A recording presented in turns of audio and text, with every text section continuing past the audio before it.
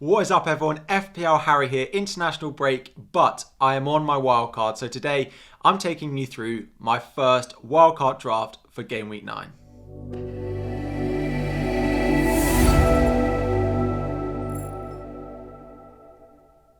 What is up everyone, FPL Harry here and welcome back to another video. As I said in the introduction, I am on my wildcard active. I'm playing my wildcard going into Game Week 9, so today I'm going to take you through my first draft. Recording on Sunday morning, about to be the kickoff in the Arsenal-Brentford game. I've got a few players left in that, but we'll review how we get on in that one in a later video. So, diving in, we're going to start in goal.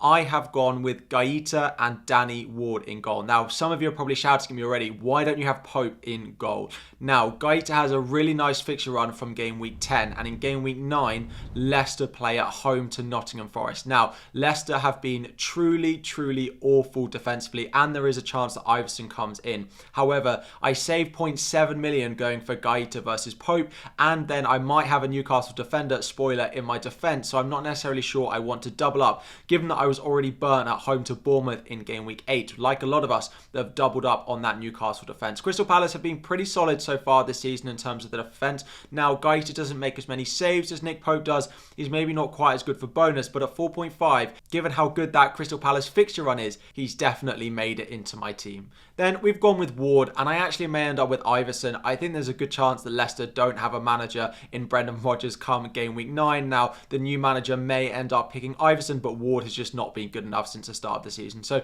I could save 0.1 there and take a gamble that it is Iverson that gets the place there, but at the moment it's Ward because he's the one starting.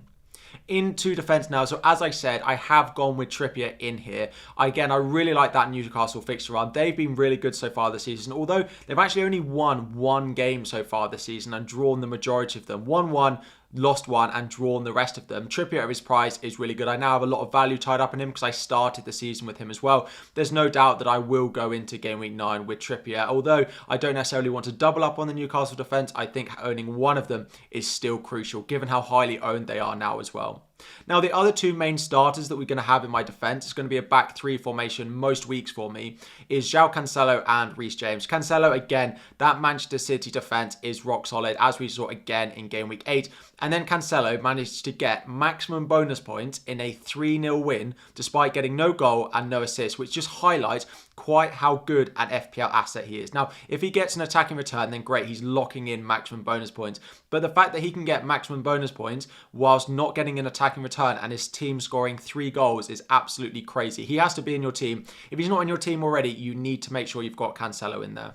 And then we've gone with Reece James. Now, the Chelsea defence has not looked as solid as we thought it would so far this season. However, we saw in the first game in the Champions League under Graham Potter that those left wing backs and right wing backs shouldn't be called left and right wing backs anymore. Sterling on one side and Reece James on the other side are practically playing as wingers in this new Graham Potter Chelsea team.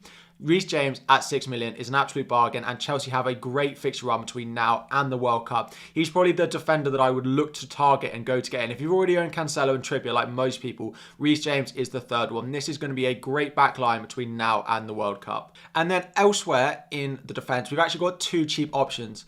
At the moment, it is Neco Williams and it is James Justin. Now, don't shout at me again because I've got double Leicester defence in my wildcard, technically, with Justin and Danny Ward in there as well. However, he plays so far up the pitch. They have a really nice run of fixtures, and I don't particularly love any of the other options. I wanted a bit more investment than just another 4 million option, so I might move this to another 4.3 type player. You've got Mings in there as well. Aston Villa keeping a clean sheet this week as well. I could move to him as my sort of 4.3 option, but those fixtures are really nice, and he has attacking threat. He got an assist against Tottenham as well this week. Even though they did concede 6 goals, he did get some attacking returns. And then Neco Williams, again, their fixture run is really nice. I am looking at Game Week 12 as a big focal point for playing this wildcard, but because there's that blank for Manchester City and Arsenal, we need to make sure that all those 4 million, 4.5 million options that we're going with, we're happy to play that week, because I won't want to be selling Haaland, Cancelo. I'll need to bench them, which means all my bench players are going to have to start for me that week, so I won't want to play my free hit. Again, don't waste your free hit in Game Week 12. So Neco Williams has an okay fixture that week. Although they're not playing that well, he does have that attacking threat that I'm quite happy with as a cheap option. This could easily be Emerson, although he plays Liverpool in Game Week 12, so I don't love that. Or it could also be Patterson of Everton as well. Now, moving into midfield, I'm really 50-50 about whether it's going to be Mo Salah or Kevin De Bruyne in my wildcard team. So this team actually has 1.8 million in the bank, so I can make that switch if I want. De Bruyne and Manchester City look so good, and with Haaland being so highly owned and so captain now as well, you basically don't gain anything with the amount of goals that they're scoring. And actually, with De Bruyne's ownership and Foden's ownership going up and up, you basically have to start doubling up, and Salah is the one who's had to make way for me here.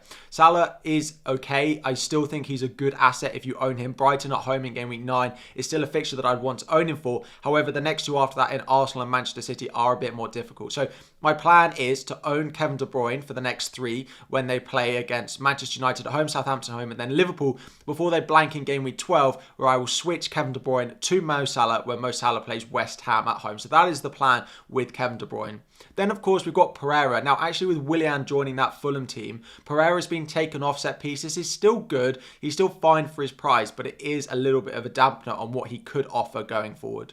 And then we have the 3 mid-price midfielders that I'm going with. Martinelli in here. Now, although the Arsenal fixtures are getting a little bit more difficult, I'm going with him. Smith Rowe looks like he's out for a while. Odegaard has also missed today's game as well. So I see Martinelli being absolutely nailed, and now I have so much value tied up in him. Because I started the season with him, and he's up to 6.6 million now, I will lose 0.3 million if I decide to sell him, and then want to buy him back as well. So Martinelli is in there. He's nailed, and I do still want Arsenal cover in my team despite the difficult fixtures.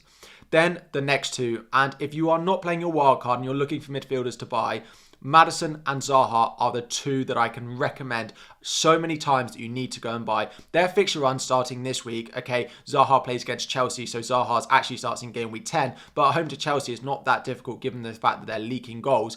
And then Maddison as well. Those 2 fixture runs between now and the World Cup are incredible. Although Leicester are not performing, Maddison is scoring goals and getting assists. So imagine if they get a new manager and they start to improve even more than he has at the moment. And then Zaha between now and then, again, has a lovely fixture run. He's fully rested, recovering from any knocks he has, international break. They will come back ready and raring to go for this fixture run and ready to score some FPL points. Likely to be on penalties as well, Zaha. His open play threat. These 2 midfielders, I cannot recommend enough. If you're on wildcard or you're not, need to be in there. They are going to go up in ownership so much. Try and get them before they do. And then up front, I haven't got Harry Kane in here, which is the big thing for me. There are 2 players missing in this front line, which people will probably question. That is Isaac and that is Harry Kane. Now, I've got Tony because actually he plays Bournemouth this week. Although it is away, I do like Ivan Toney. Isaac being on penalties is slightly swaying me maybe towards him, but I really like Toney. I've got value tied up in him now, so I am going to keep him. And I do think he's probably the better option out of the 2. Newcastle haven't looked quite the same without Wilson and St. Maximin in their team, especially going forward. Although Isaac has scored a couple of goals, I think I'd rather Toney. Haaland, of course, is in here. There's no debate about that, even though their fixture run is maybe not quite as easy going forward, and they have that blank in game week 12. I've got so much value tied up in him. I'm going to captain every week he has a fixture, even probably against Liverpool in game week 11, because I don't have Harry Kane in here, who would probably be a highly owned captain that week because he plays Everton at home. But yeah, Haaland is going to be in here. And then I've got Mitrovic. Now, Mitrovic did blank in game week 8 against Nottingham Forest, which was a big surprise, particularly to anyone who played their wild card this week as well. However, he has to be the one that I want going forward. I've spoken a lot about him and Toney, and I finally managed to double up on these 2. So this is my current Game Week 9 wildcard team. It would probably be a 3-4-3 most weeks. So Andreas, Necker Williams, and probably James Justin would be the 3 on the bench. Haaland would be my captain this week, probably, even though he does play Manchester United at home. It seems like a no-brainer to go with him. If you've got Salah, then I would consider captaining him as well as a bit of a differential. But can you look away from Haaland given the form he's in? So let me know what you think. Let me know in the comment section, are you wildcarding this week, or are you just looking at my team as a bit of inspiration for what you want to go and do? Leave any comments, any players you think I should own that I don't have in my wildcard at the moment in the comment section down below. Good luck in the remaining Game Week 8 fixtures. It'll probably be finished by the time I upload this video. But thank you all so much for watching. Enjoy the international break. Uploads will still be here to keep you entertained and keep you thinking before the Game Week 9 deadline. Thank you all so much for watching. Like and subscribe before you go as well. Good luck in Game Week 9 if I don't see you before then. And I'll be back again very soon.